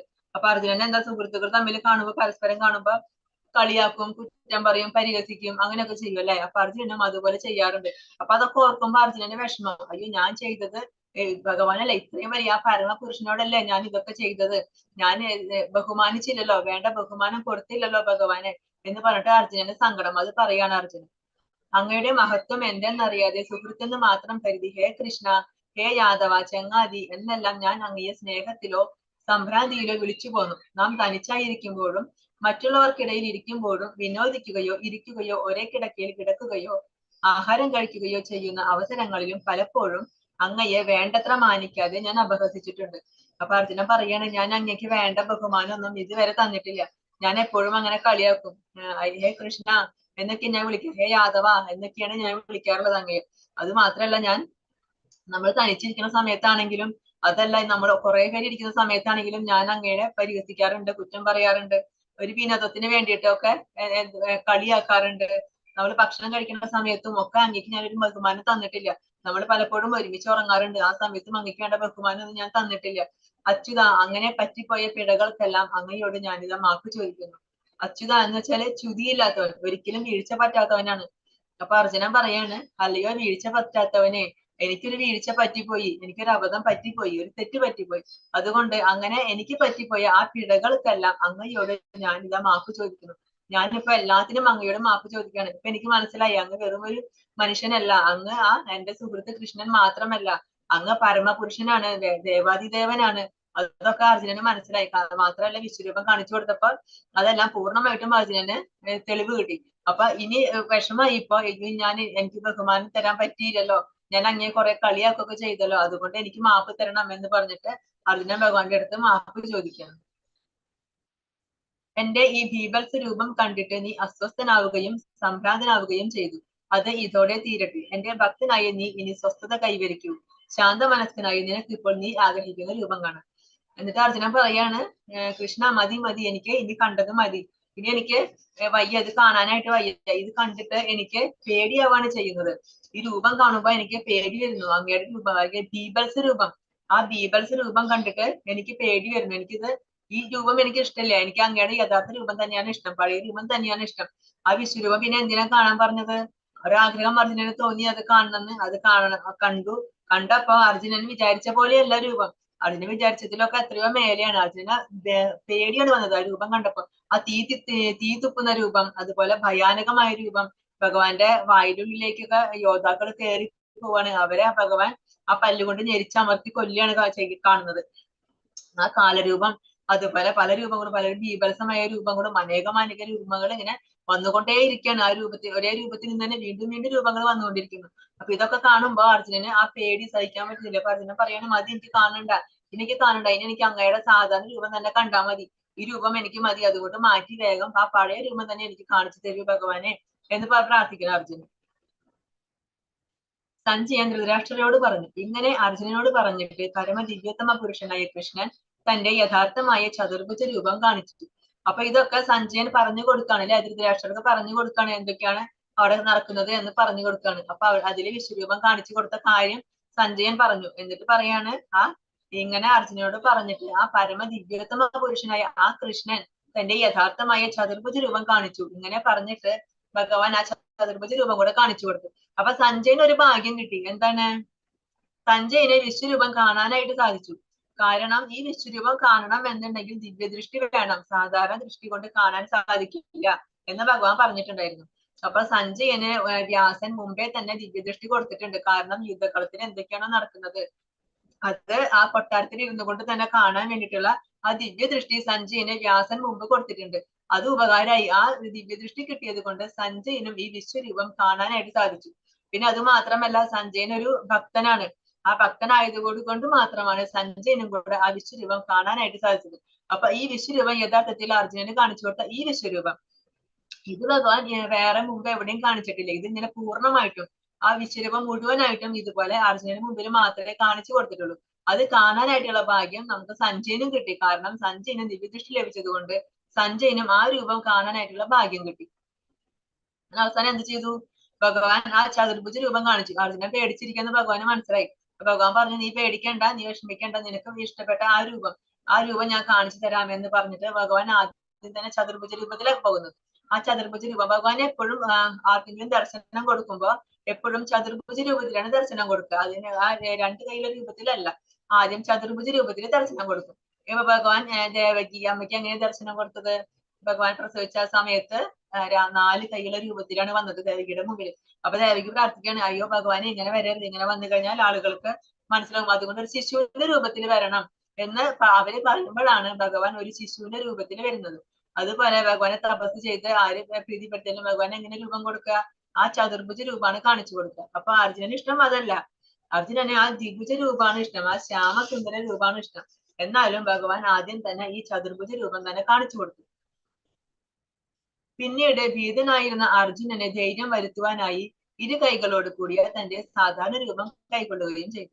അങ്ങനെ ആ ചതുർഭുജ രൂപം കാണിച്ചു കൊടുത്തതിന് ശേഷം പിന്നെ ആ അർജുനന് ധൈര്യം കിട്ടാൻ വേണ്ടിയിട്ട് ഭഗവാൻ ഇരു കൈകളോട് കൂടിയ തന്റെ സാധാരണ രൂപം. അപ്പൊ ഭഗവാന്റെ സാധാരണ രൂപം എങ്ങനെയാണ്? ആ ഇരു കൈകളോട് കൂടിയ ആ ശ്യാമസുന്ദര രൂപം, അതാണ് ഭഗവാന്റെ ഒറിജിനൽ രൂപം. ആ ഗോലോക വൃന്ദാവനത്തിൽ പോയി കഴിഞ്ഞാൽ നമ്മൾ കാണുന്ന രൂപം എങ്ങനെയാണ്? രണ്ട് കൈകളോട് കൂടിയ ശ്യാമസുന്ദര രൂപമാണ് ഭഗവാന്റെ. പശുക്കളെ മേയ്ക്കുന്ന ആ രൂപം ആണ് ഭഗവാന്റെ രൂപം. അതാണ്. അപ്പൊ അർജുനന് അതാണ് ഏറ്റവും ഇഷ്ടം. അപ്പൊ ഭഗവാൻ ആ അർജുനന്റെ പേടി മാറ്റാൻ വേണ്ടിയിട്ട്, കുറച്ചുകൂടെ ധൈര്യം വരാൻ വേണ്ടിട്ട് ഈ രൂപം കണ്ടു കഴിഞ്ഞാൽ നല്ല ധൈര്യം കിട്ടും. കാരണം ഭഗവാൻ എന്റെ കൂടെ ഉണ്ടല്ലോ എന്നുള്ള ധൈര്യം വരും. അപ്പൊ അതുകൊണ്ട് ആ രൂപം, ആ ധൈര്യം കിട്ടാൻ വേണ്ടിയിട്ട് ആ രൂപം കാണിച്ചു കൊടുത്തു. ഭക്ത്യാ ത്വനന്യയാ ശക്യാ അഹമേവം വിധോർജുന ജ്ഞാതും ദ്രഷ്ടാച്ച തത്വേന പ്രവേഷ്ടും ച പരം തപ. പ്രിയപ്പെട്ട അർജുന, എന്നിൽ ഏകാഗ്രമായ ഭക്തി കൊണ്ട് മാത്രമേ എന്നെ ഇപ്പോൾ കാണുന്ന മട്ടിൽ നേരിട്ട് കാണാനും അറിയാനും സാധിക്കുകയുള്ളൂ. ഈ മാർഗത്തിൽ കൂടി മാത്രമേ എന്റെ നിഗൂഢതയിലേക്ക് പ്രവേശിക്കാൻ കഴിയൂ. എന്നിൽ ഏകാഗ്രമായ ഭക്തി കൊണ്ട് മാത്രമേ എന്നെ ഇപ്പോൾ കാണുന്ന മട്ടിൽ കാണാൻ സാധിക്കുള്ളൂ. അപ്പൊ ഭഗവാനിൽ ഏകാഗ്രമായ ഭക്തി ഉണ്ടെങ്കിൽ മാത്രമേ ഭഗവാന് ഈ രൂപത്തില്, ഏത് രൂപത്തില്? ഭഗവാന്റെ ഈ ശ്യാമസുന്ദര രൂപം, ഇവിടെ കാണുന്ന രൂപം ഉണ്ടല്ലോ, ഈ രൂപമാണ് ഭഗവാന്റെ ഗോലോക വൃന്ദാവനത്തിലുള്ള രൂപം. ഈ ശ്യാമസുന്ദര രൂപത്തിലെ ഭഗവാനെ കാണണമെങ്കിൽ അതിനും ഭാഗ്യം വേണം. കാരണം അതാണ് ഭഗവാന്റെ യഥാർത്ഥ രൂപം. അങ്ങനെ കാണണം എന്നുണ്ടെങ്കിൽ ഭഗവാനിൽ ഏകാഗ്രമായ ഭക്തി വേണം. ആ ഭക്തി കൊണ്ട് മാത്രമേ ഭഗവാനെ കാണാൻ സാധിക്കുള്ളൂ. ഭക്ത മാമഭിജാനാതി എന്ന് ഭഗവാൻ 9-ാം അധ്യായത്തിൽ പറഞ്ഞു. ഭക്തി കൊണ്ട് മാത്രമേ ഭഗവാനെ അറിയാനായിട്ട് സാധിക്കുള്ളൂ. അതുകൊണ്ട് ആ ഭക്തി ഉണ്ടെങ്കിൽ മാത്രമേ എന്നെ ഇപ്പൊ കാണുന്ന ഈ രൂപത്തിൽ കാണാനും അതുപോലെ അറിയാനും, ആ ഭഗവാനെ അറിയാനും സാധിക്കുള്ളൂ. ഈ മാർഗത്തിൽ കൂടി മാത്രമേ എന്റെ നിഗൂഢതയിലേക്ക് പ്രവേശിക്കാൻ കഴിയൂ. ഏത് മാർഗത്തെ പറ്റിയാ പറയുന്നത് ഭഗവാൻ? ആ ഭക്തി എന്ന മാർഗം, ഭക്തിയുത സേവനം. ആ ഭക്തിയുത സേവനത്തിൽ കൂടി മാത്രമേ എന്റെ നിഗൂഢതയിലേക്ക്, ഭഗവാന്റെ ആ നിഗൂഢതകള്, ഭഗവാന്റെ രൂപം, നാമം, ലീല, ഇതിനൊക്കെ ഓരോ തത്വങ്ങളുണ്ട്. അതൊക്കെ ഭക്തർക്ക് മാത്രമേ മനസ്സിലാവുള്ളൂ. മറ്റുള്ളവർക്ക് എങ്ങനെയാ തോന്നുക? കൃഷ്ണൻ എന്ന് പറഞ്ഞാല് ആ മോഷ്ടാവ്, ചെറുപ്പം തൊട്ട് തന്നെ വെണ്ണ മോഷ്ടിച്ച് നടന്നവൻ, മോഷ്ടാവ്, നോണ പറയുന്നവൻ, പിന്നെ അനേകമായിരം ഭാര്യകളുള്ളവൻ, അങ്ങനെ ഒരു എല്ലാവരും ചീത്തയായിട്ട് ഭഗവാനെ പറയുള്ളൂ. പക്ഷെ അതെന്തുകൊണ്ടാ? അത് അവർക്ക് മനസ്സിലാവില്ല, മനസ്സിലാക്കാനായിട്ട് അവർക്ക് സാധിക്കില്ല. അങ്ങനെ ഭഗവാനെ മനസ്സിലാക്കാൻ സാധിക്കണമെങ്കിൽ ഭഗവാനിൽ ഭക്തി വേണം. ആ ഭക്തി കൊണ്ട് മാത്രമേ ഭഗവാനെ മനസ്സിലാക്കാനും ഭഗവാനെ അറിയാനും സാധിക്കുള്ളൂ. അങ്ങനെ ഭഗവാനെ ഭക്തി സേവനങ്ങൾ ചെയ്തിട്ട് വേണം. അങ്ങനെ ചെയ്താലേ എന്റെ നിഗൂഢതയിലേക്ക്, ഭഗവാന്റെ ആ ഓരോ ലീലകളുടെയും ആ ഉള്ളിലേക്ക് ഇറങ്ങി ചെന്ന് ആ തത്വം മനസ്സിലാക്കണം എന്നുണ്ടെങ്കിൽ ആ ഭക്തി കൊണ്ട് മാത്രമേ സാധിക്കുള്ളൂ. ഒരു ശ്ലോകം മിസ്സായിട്ടുണ്ടല്ലോ.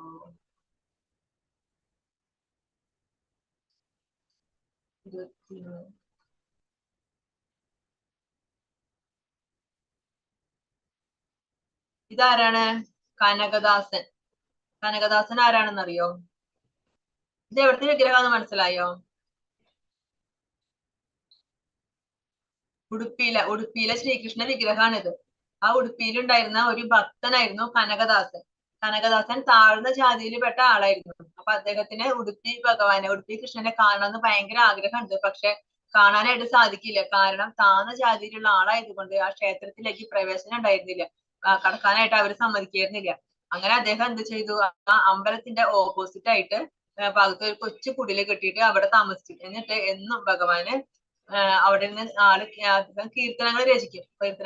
അദ്ദേഹം നന്നായിട്ട് പാടും, മനോഹരമായിട്ട് പാടും. അങ്ങനെ ഭഗവാനെ സ്തുതിച്ച് എപ്പോഴും പാടിക്കൊണ്ടിരിക്കും. അപ്പൊ ഇത് ഭഗവാന് ഭയങ്കര ഇഷ്ടമാണ്. ഭഗവാൻ അതൊക്കെ കേട്ടുകൊണ്ടിരിക്കുന്നുണ്ട്. അപ്പൊ അമ്പലത്തിൽ വരാൻ സാധിക്കില്ലല്ലോ, അതുകൊണ്ട് അദ്ദേഹം അമ്പല പരിസരത്തൊക്കെ വരും. പക്ഷെ ഉള്ളിൽ കയറില്ല. ഉള്ളിൽ കയറാതെ അവിടെ നിന്നിട്ട് എപ്പോഴും ഭഗവാൻ ഇങ്ങനെ കീർത്തനങ്ങൾ പാടിക്കൊണ്ടിരിക്കും. എപ്പോഴും അദ്ദേഹം സ്വയം രചിച്ച് അദ്ദേഹം തന്നെ കീർത്തനങ്ങൾ ഇങ്ങനെ എപ്പോഴും പാടിക്കൊണ്ടിരിക്കും. അങ്ങനെ അദ്ദേഹത്തിന് ഭയങ്കര ആഗ്രഹം ഭഗവാനെ കാണണം. അങ്ങനെ ഭയങ്കര ആഗ്രഹം. ഒരു ദിവസം സ്വപ്നത്തിൽ വന്നിട്ട് ഭഗവാൻ നീ വന്നോ, അമ്പലത്തിലേക്ക് കയറി, എനിക്ക് കാണണം എന്ന് പറയും. ഭയങ്കര കനകദാസൻ വേഗം വന്നിട്ട് എല്ലാവരും നോക്കി കാര്യങ്ങളുണ്ടോന്ന്. ആരെയും കാണാതെ ഇപ്പൊ പതുക്കെ അമ്പലത്തിന്റെ ഉള്ളിലേക്ക് പ്രവേശിച്ചു. ഉള്ളിലേക്ക് കയറി കഴിഞ്ഞപ്പോ അവിടെയുള്ള ആളുകൾ പിടികൂടി. അപ്പൊ നിന്റെ അടുത്തല്ലേ പറഞ്ഞു, നീ കയറി ഉള്ളിലേക്ക് എന്ന് ചോദിച്ചിട്ട് അദ്ദേഹത്തെ പിടിച്ചു വലിച്ചടച്ച് കൊണ്ടുവന്നിട്ട് അമ്പലത്തിന്റെ ബാക്കില് പടിഞ്ഞാറ് ഭാഗത്ത് അവിടെ ഒരു തൂണുണ്ട്. ആ തൂണില് കെട്ടിയിട്ടിട്ട് കുറെ തല്ലി. എന്ത് തെറ്റാ ചെയ്തത്? ഭഗവാനെ കാണാനായിട്ട് ശ്രമിച്ചു. അതും താഴ്ന്ന ജാതിയിലെ ആള് ഭഗവാനെ കാണാൻ പാടില്ല, അമ്പലത്തിൽ പ്രവേശിക്കാൻ പാടില്ല, അമ്പലമൊക്കെ അശുദ്ധായി, ഇനി വീണ്ടും അമ്പലമൊക്കെ ശുദ്ധാക്കണം എന്ന് പറഞ്ഞിട്ട് അയാളെ കുറെ ഇട്ട് തല്ലി കൊല്ലാറാക്കും. എന്നാൽ അദ്ദേഹം അവിടെ നിന്ന് കുറെ കരയും.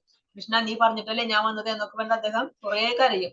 അങ്ങനെ കരഞ്ഞു കരഞ്ഞ അവസാനം അവര് തല്ലി, അവര് മതിയാക്കി അവിടെ തന്നെ ആ തൂണിൽ തന്നെ കെട്ടിയിട്ടിട്ട് അവരങ്ങനെ പോകും. അവരങ്ങനെ പോയി കഴിഞ്ഞപ്പോ അവിടെ ഇരുന്നിട്ട് അദ്ദേഹം വീണ്ടും ഒരു കൃതി രചിക്കും. കൃഷ്ണ നീ വേഗനെ ബാറോ എന്ന് പറഞ്ഞിട്ടുള്ള അത് അദ്ദേഹം രചിക്കുന്നതാ. അവിടെ ഇരുന്നിട്ട് അദ്ദേഹം അത് രചിച്ചിട്ട് അത് പാടും, ഉറക്കെ പാടും. അത് പാടുമ്പോ ആ ഭഗവാൻ ആ കിഴക്കോട്ട് തിരിഞ്ഞ് നിൽക്കാണ് ഉടുപ്പി ശ്രീകൃഷ്ണൻ. ആ കിഴക്കോട്ട് നിൽക്കുന്ന വിഗ്രഹം നേരെ തിരിഞ്ഞു, പടിഞ്ഞാറോട്ട് തിരിഞ്ഞിട്ട് അവിടുത്തെ ചുമര് പൊളിഞ്ഞിട്ട് വിടവായി. അവിടുന്ന് ആ കനകദാസന് ദർശനം കൊടുത്തു. ഭഗവാൻ ദർശനം കൊടുത്തു. അങ്ങനെ ദർശനം കൊടുത്തതിന് ശേഷം പിന്നെ കനകദാസൻ അവിടെ മരിച്ചു വീഴ ചെയ്യുന്നത്. അതായത് അദ്ദേഹം ഭഗവാനിൽ വിലയം പ്രാപിച്ചു. ഭഗവാൻ അദ്ദേഹത്തിന് മോക്ഷം കൊടുത്തു. എന്താ മനസ്സിലാവുന്നത്? ഭഗവാന് ഭക്തിയാണ് വലുത്, അല്ലാതെ ഭഗവാന് ജാതി മതം അതൊന്നും അല്ല ഭഗവാൻ നോക്കുന്നത്. ഭഗവാൻ ഭഗവാൻ തന്നെ പറയുന്നുണ്ട്, ചാതുർവർണ്ണ്യം മയാ സൃഷ്ടം ഗുണകർമ്മ വിഭാഗശക. ഈ ജാതിയൊക്കെ ഉണ്ടാക്കിയത് ഞാനാണ്, പക്ഷെ അത് അവരുടെ ഗുണത്തിന്റെയും കർമ്മത്തിന്റെയും അടിസ്ഥാനത്തിലാണ്, അല്ലാതെ ജനനത്തിന്റെ അടിസ്ഥാനത്തിലല്ല. അപ്പൊ ഈ നല്ലൊരു ഭക്തനാണ്, ആ ഭക്തിയുടെ അടിസ്ഥാനത്തിലാണ് അദ്ദേഹത്തെ നോക്കേണ്ടത്, അദ്ദേഹം ഏത് ജാതിയാണെന്ന്. പക്ഷെ അദ്ദേഹത്തിന് നീച ജാതി എന്ന് പറഞ്ഞിട്ട് അമ്പലത്തിൽ കടക്കാൻ സമ്മതിച്ചില്ല. അങ്ങനെ പക്ഷെ ഭഗവാൻ വിചാരിച്ചു കഴിഞ്ഞാൽ ഭഗവാൻ ഭക്തന്റെ അടുത്തേക്ക് നേരിട്ട് എത്തും അല്ലെ. ഭഗവാൻ ആ ഉടുപ്പി ശ്രീകൃഷ്ണ ക്ഷേത്രത്തിൽ ഇപ്പോഴും കാണാം. ആ ദർശനം ഇപ്പൊ പടിഞ്ഞാറ് ഭാഗത്താണ്. ആ മുമ്പുണ്ടായിരുന്ന കിഴക്ക് ഭാഗത്തുള്ള ശ്രീകോവിൽ അടച്ച് ഇപ്പൊ അവിടെ ചെറിയൊരു ജനലൊക്കെ വെച്ചിട്ടുണ്ട് ഈ പടിഞ്ഞാറ് ഭാഗത്ത്. അതിലൂടെയാണ് ദർശനം. അപ്പൊ ഭഗവാൻ നേരെ തിരിഞ്ഞു, ആ ഭക്തനെ കാണാൻ വേണ്ടി ഭഗവാൻ തന്നെ തിരിഞ്ഞു. അവര് കാണാൻ സമ്മതിച്ചില്ലെങ്കിൽ വേണ്ട, എനിക്ക് എന്റെ ഭക്തനെ കാണണം എന്ന് പറഞ്ഞിട്ട് ഭഗവാൻ തന്നെ ഭക്തന്റെ നേരേക്ക് തിരിഞ്ഞ് ആ ചുമര് പൊളിച്ചു കളഞ്ഞ് അവിടെ ശരിക്കും ആ ഭക്തന് ദർശനം കൊടുത്തു. അപ്പൊ അതാണ് ഒരു ഭക്തന്റെ വാല്യൂ എന്ന് പറയുന്നത്. ഭഗവാൻ ഭക്തനെ ഒരിക്കലും ഉപേക്ഷിക്കില്ല. ഭഗവാൻ പറഞ്ഞു നമേ ഭക്ത പ്രണശ്യതി, എന്റെ ഭക്തനെ ഒരിക്കലും നാശം ഉണ്ടാവില്ല എന്ന് ഭഗവാൻ പറഞ്ഞിട്ടുണ്ടായിരുന്നു. അപ്പൊ അതെന്താണ്, ഭഗവാൻ ഒരിക്കലും ഭക്തനെ ഉപേക്ഷിക്കില്ല. ഭഗവാൻ എപ്പോഴും, ഭഗവാൻ ഏറ്റവും വലുത് ആരാണ്? ഭക്തരാണ് അല്ലെ. അതുകൊണ്ടാണ് ഭഗവാൻ എല്ലാവർക്കും ഭക്തി കൊടുക്കാത്തത്. കാരണം എന്താ, ഭക്തി എല്ലാവർക്കും കൊടുത്തു കഴിഞ്ഞാൽ ആ ഭക്തന്റെ അടിമയാവും ഭഗവാൻ. അപ്പൊ ആ ക്വാളിറ്റി ഒക്കെ നോക്കിയിട്ട് നല്ല ഭക്തി കൊടുക്കാൻ പറ്റിയ ആളാണോ എന്ന് നോക്കിയിട്ട് മാത്രമേ ഭഗവാൻ ഭക്തി കൊടുക്കുള്ളൂ. പക്ഷെ മുക്തി ഭഗവാൻ എല്ലാവർക്കും കൊടുക്കും. ഭഗവാൻ പ്രഹ്ലാദന് ഭക്തി കൊടുത്തു, പ്രഹ്ലാദന്റെ അച്ഛനോ മുക്തി കൊടുത്തു, ഭക്തി കൊടുത്തില്ല. അപ്പൊ അതുപോലെ ആ ഭഗവാന്റെ ഭക്തി നമുക്ക് വേണമെങ്കിൽ, നമുക്ക് ഭഗവാനെ നാമം ജപിക്കാൻ തോന്നണം, നമുക്ക് ഭഗവത്ഗീത ക്ലാസ് കേൾക്കാൻ തോന്നണം, ഭഗവത്ഗീത ബുക്ക് വായിക്കാൻ തോന്നണം എന്നുണ്ടെങ്കിൽ തന്നെ അതിൽ ഭഗവാന്റെ അനുഗ്രഹം വേണം. ഭഗവാന്റെ അനുഗ്രഹം ഇല്ല എന്നുണ്ടെങ്കിൽ ഇതിനൊന്നും നമുക്ക് സാധിക്കില്ല. വിശ്വരൂപം മറച്ച് പിന്നീട് കൃഷ്ണൻ ചതുർഭുജനായ നാരായണ രൂപവും ഒടുവിൽ ദ്വിഭുജനായ സ്വരൂപവും കൈക്കൊള്ളുന്നുണ്ട്. വൈദിക സാഹിത്യത്തിൽ പറയപ്പെടുന്ന ചതുർഭുജ രൂപങ്ങളും മറ്റും ആദിമമായ ദ്വിഭുജ കൃഷ്ണരൂപത്തിൽ നിന്ന് ഉത്ഭവിച്ചവയാണെന്ന് ഇതിൽ നിന്ന് മനസ്സിലാക്കാം. അപ്പൊ ഭഗവാന്റെ യഥാർത്ഥത്തിലുള്ള രൂപം എന്ന് പറയുന്നത് ആ ദ്വിഭുജ രൂപമാണ്, രണ്ട് കൈയുള്ള ആ രൂപം. അതിൽ നിന്നാണ് ബാക്കിയുള്ള ചതുർഭുജ രൂപങ്ങളൊക്കെ ഉണ്ടായിട്ടുള്ളത്. നമ്മൾ മുമ്പേ പറഞ്ഞിട്ടുണ്ട്, ഈ രണ്ട് കൈയുള്ള ആ ഭഗവാൻ കൃഷ്ണനിൽ നിന്നാണ് വിഷ്ണു രൂപങ്ങൾ ഉണ്ടായത് അല്ലെ. വിഷ്ണു തത്വങ്ങള്, കാരണോദകശായി വിഷ്ണു, ഗർഭോദകശായി വിഷ്ണു, ക്ഷീരോദകശായി വിഷ്ണു, ഈ ചതുർഭുജ വിഷ്ണു രൂപങ്ങൾ ഉണ്ടായിട്ടുള്ളത് ആ ഭഗവാനിൽ നിന്നാണ്. അപ്പൊ ഈ ദ്വിഭുജ രൂപത്തിൽ നിന്നാണ് ബാക്കിയുള്ള ഭഗവാന്റെ ആ ചതുർഭുജ രൂപങ്ങൾ, എല്ലാ ചതുർഭുജ രൂപങ്ങളും ഉണ്ടായിട്ടുള്ളത് എന്ന് നമുക്ക് ഇതിൽ നിന്ന് മനസ്സിലാക്കാം. മത്കർമ്മ കൃന്മത് പരമോ മദ്ഭക്ത സംഘവർജിതഃ നിർവൈരാ സർവഭൂതേഷു യസമാമേതി പാണ്ഡവ. പ്രിയ അർജുന, എന്റെ ശുദ്ധ സേവനത്തിൽ ഏർപ്പെട്ടിരിക്കുന്ന കാമ്യകർമ്മങ്ങളുടെയോ ഊഹാപോഹങ്ങളുടെയോ മാലിന്യം കൂടാതെ എനിക്ക് വേണ്ടി കർമ്മം ചെയ്യുകയും എന്നെ ജീവിതത്തിന്റെ പരമലക്ഷ്യമായി കരുതുകയും സർവഭൂതങ്ങളോടും സുഹൃത്ത് രൂപേണ പെരുമാറുകയും ചെയ്യുന്ന ഭക്തൻ നിശ്ചയമായും എന്നെ തന്നെ പ്രാപിക്കും. അപ്പൊ എന്താ പറയുന്നത് ഭഗവാൻ ഇവിടെ ഈ ശ്ലോകത്തിലെ 5 കാര്യങ്ങളാണ് പറയുന്നത്. ഒന്ന്, മത് കർമ്മകൃത്, എനിക്ക് വേണ്ടി കർമ്മം ചെയ്യുക, നീ ചെയ്യുന്ന കർമ്മങ്ങളെല്ലാം എനിക്ക് വേണ്ടി ചെയ്യുക, നീ അതിനെ ഫലം ആഗ്രഹിക്കരുത്. അതുപോലെ ആ ഒരു നിഷ്കാമമായിട്ട്, ഒന്നും ആഗ്രഹിക്കാതെ നിഷ്കാമമായിട്ട് എനിക്ക് സമർപ്പിച്ചുകൊണ്ട്, പൂർണ്ണമായിട്ടും എനിക്ക് സമർപ്പിച്ചുകൊണ്ട് എനിക്ക് വേണ്ടി നീ കർമ്മം ചെയ്യണം. പിന്നെ എന്താ, മത് പരമോ, എന്നെ ഏറ്റവും പരമ ലക്ഷ്യമായിട്ട് കാണണം. നമ്മുടെ ലൈഫിന്റെ ലക്ഷ്യം എന്താണ്? പരമലക്ഷ്യം എന്താണ്? ഭഗവാനെ പ്രാപിക്കുക, അതാണ് നമ്മുടെ ലക്ഷ്യം അല്ലേ. അല്ലാതെ കുറെ സമ്പാദിക്കണം, കുറെ പൈസ ഉണ്ടാക്കണം, നല്ല ജോലി വേണം, കുറെ പൈസ, കുറെ വലിയ വീട് പണിയണം, കാറ് വാങ്ങണം, ഇതാണോ നമ്മുടെ ലക്ഷ്യം? അല്ല, നമ്മുടെ ലക്ഷ്യം എന്താ? നമുക്ക് ഭഗവാനെ പ്രാപിക്കണം. അപ്പൊ മത് പരമോ, എന്നെ ഏറ്റവും പരമമായ ആ ലക്ഷ്യമായിട്ട് നിങ്ങൾ എന്നെ കാണണം. നമ്മുടെ ജീവിതത്തിന്റെ ഏറ്റവും പരമമായ ലക്ഷ്യം ഭഗവാനെ പ്രാപിക്കുക, ഭഗവാന്റെ ആ ധാമത്തിലേക്ക് എത്തുക, അതായിരിക്കണം. പിന്നെ മദ്ഭക്ത, എന്റെ ഭക്തനാവുക. സംഘവർജിത, സംഘവർജിത എന്ന് പറഞ്ഞാല് ഫലോദിഷ്ട കർമ്മങ്ങൾ ചെയ്യുന്ന, കാമ്യകർമ്മങ്ങൾ ചെയ്യുന്ന ആളുകളുണ്ടാവും. ഫലം ആഗ്രഹിച്ചുകൊണ്ട് ഭഗവാനെ കർമ്മം ചെയ്യുന്നവര്. അതുപോലെ ആ മാനസികമായിട്ട് ഊഹാപോഹങ്ങളിൽ നിന്നും മുക്തരായിട്ടുള്ള ആളുകൾ, അവരൊക്കെ കൃഷ്ണന്റെ എതിരാളികളാണ്. അതായത് ഭഗവാനെ ഓപ്പോസിറ്റ് ആയിട്ട് ചിന്തിക്കുന്നവരാണ്. അങ്ങനെയുള്ള ആളുകളുമായിട്ടുള്ള സംഘം ഉപേക്ഷിക്കണം. എങ്ങനെയുള്ള ആളുകളുടെ സംഘം വേണം നമുക്ക്? സത്സംഗം വേണം. എന്താ സത്സംഗം? ഭക്തരായിട്ട് ആളുകളുമായിട്ടുള്ള സംഘമാണ് നമുക്ക് വേണ്ടത്. അല്ലാതെ ഭക്തിയില്ലാത്ത അഭക്തരുമായിട്ടുള്ള സംഘം പാടില്ല. ആ കർമ്മകാണ്ഡികളുമായിട്ടുള്ള സംഘം പാടില്ല. ഭഗവാനിൽ വിശ്വാസമില്ലാത്ത മായാവാദികളായിട്ടുള്ള സംഘം പാടില്ല. ഭഗവാന്റെ ഭക്തരായിട്ട് മാത്രമേ സംഘം പാടുള്ളൂ. അപ്പൊ സംഘവർജിതക, ആ ഭക്തിയുടെ പുരോഗതിക്ക് വേണ്ടി നമുക്ക് തടസ്സമായി നിൽക്കുന്നതൊക്കെ എന്താണോ അവരുമായിട്ടുള്ള സംഘം പാടില്ല. പിന്നെ നിർവൈര സർവഭൂതേഷു, സർവഭൂതങ്ങളോടും സുഹൃത് രൂപേണയായിരിക്കണം. ആരോടും വൈരം ഉണ്ടാവാൻ പാടില്ല, ആരോടും ശത്രുത ഉണ്ടാവാൻ പാടില്ല. എല്ലാവരും ഭഗവാന്റെ സൃഷ്ടിയാണ് അല്ലെ. സമസർവേഷു ഭൂതേഷു, എല്ലാവരോടും സർവഭൂതങ്ങളോടും ഒരുപോലെ ആയിരിക്കണം. നിർവൈര, ആരോടും ശത്രുത ഉണ്ടായിരിക്കാൻ പാടില്ല. അങ്ങനെ ആയിരിക്കണം എന്നാണ് ഭഗവാൻ പറയുന്നത്. അപ്പൊ എന്തൊക്കെയാ പറയുന്നത്? മത്കർമ്മ, എനിക്ക് വേണ്ടി കർമ്മം ചെയ്യുക. നീ ചെയ്യുന്ന എല്ലാ കർമ്മങ്ങളും എനിക്ക് സമർപ്പിച്ചുകൊണ്ട് എനിക്ക് വേണ്ടി ചെയ്യുക. മത്പരമ, എന്നെ പരമ ലക്ഷ്യമായിട്ട് കാണുക. മത്ഭക്ത, എന്റെ ഭക്തനാവുക. പിന്നെ സംഘവർജിതക, അനാവശ്യമായ കൂട്ടുകെട്ടുകൾ, ആ സംഘം ഒഴിവാക്കുക. നല്ലവരായിട്ട് മാത്രം സംഘം കൂടുക.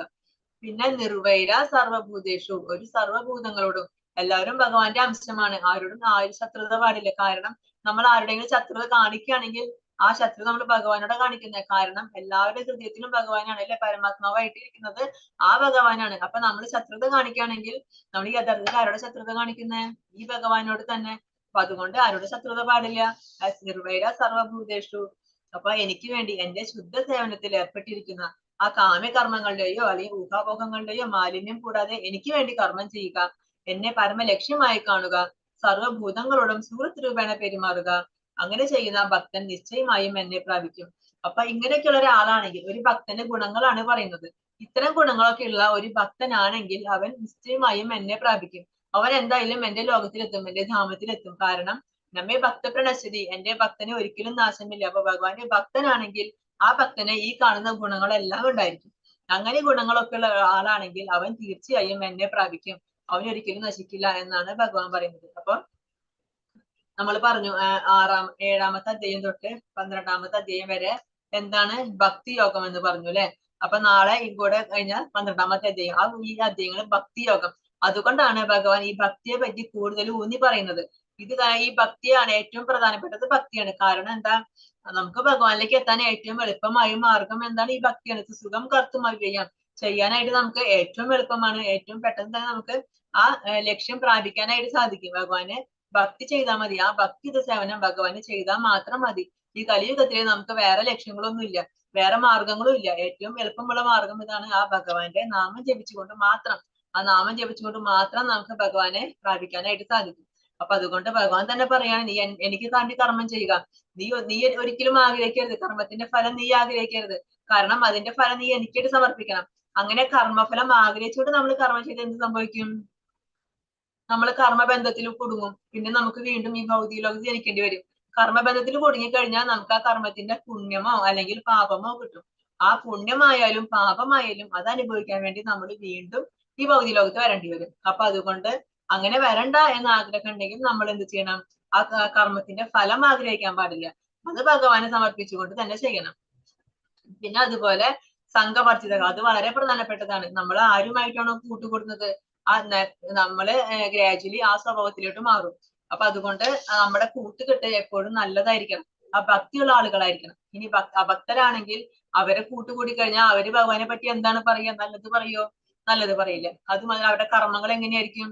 നമ്മളെ ഭക്തിക്ക് പുരോഗമിക്കുന്ന തരത്തിലുള്ള കർമ്മങ്ങളായിരിക്കില്ല അവർ ചെയ്യുന്നത്. അപ്പൊ നമ്മളും അവരുടെ കൂട്ടുകൂടി കഴിഞ്ഞാൽ നമ്മുടെ ഭക്തി കുറയും. നമ്മുടെ ഭക്തി ഇല്ലാതാവാനായിട്ട് സാധ്യതയുണ്ട്. അതുകൊണ്ടാണ് സംഘവർജിതക. അങ്ങനെയുള്ള ആളുകളുമായിട്ട് അധികം കൂട്ട് വേണ്ട. എന്ന് വെച്ചാൽ അവരോട് തീരം മിണ്ടണ്ട, അവരോട് അവരോട് ദേഷ്യം കാണിച്ചു നടക്കണം, അങ്ങനെയല്ല പറയേണ്ടത്. അവരുമായിട്ടുള്ള അധികം സംഘം വേണ്ട. അവർ കണ്ട ചിരിക്കുക, സംസാരിക്കുക, ജസ്റ്റ് എന്തെങ്കിലും പറയാ, അത് കഴിഞ്ഞാൽ വിട്ടുപോയിക്കുക. അല്ലാതെ അവരുമായിട്ടുള്ള സംഘം നിൽക്കുകയെന്നുണ്ടെങ്കിൽ അത് നമ്മുടെ ഭക്തിക്ക് തടസ്സം ചെയ്യും. അപ്പൊ നമ്മുടെ ആ പരമപദ പ്രാപ്തിക്ക് അത് തടസ്സമായിട്ട് ഭവിക്കും. അതുകൊണ്ട് അങ്ങനെയുള്ള ആളുകളുമായിട്ട് നമുക്ക് സംഘം വേണ്ട. അങ്ങനെ ഈ പറഞ്ഞ ഗുണങ്ങളൊക്കെ ഉള്ളെങ്കിൽ ആ ഭഗവാന് വേണ്ടി കർമ്മം ചെയ്യുക, ഭഗവാന്റെ പരമലക്ഷ്യമായിട്ട് കാണുക, ഭഗവാനുമായി അഭക്തരുമായിട്ടുള്ള സംഘം ഉപേക്ഷിക്കുക, ആ സർവ്വജീവജാലങ്ങളോടും ശത്രുതയില്ലാതെ എല്ലാവരെയും ഒരുപോലെ കാണാനായിട്ട് ശ്രമിക്കുക. അങ്ങനെ ചെയ്തു കഴിഞ്ഞാൽ ആ ഭക്തൻ നിശ്ചയമായും എന്നെ തന്നെ പ്രാപിക്കുമെന്നാണ് ഭഗവാൻ പറയുന്നത്. ഹരേ കൃഷ്ണ കൃഷ്ണ കൃഷ്ണ ഹരേ ഹരേ, ഹരേ രാമ രാമ രാമ ഹരേ ഹരേ. വാഞ്ചാകൽപതരുഭ്യശ്ച കൃപാ സിന്ധുഭ്യ ഏവ ച പതിതാനാം പാവനേഭ്യോ വൈഷ്ണവേഭ്യോ നമോ നമഃ. അനന്തകോടി വൈഷ്ണവ ഭക്തവൃന്ദ കി ജയ്.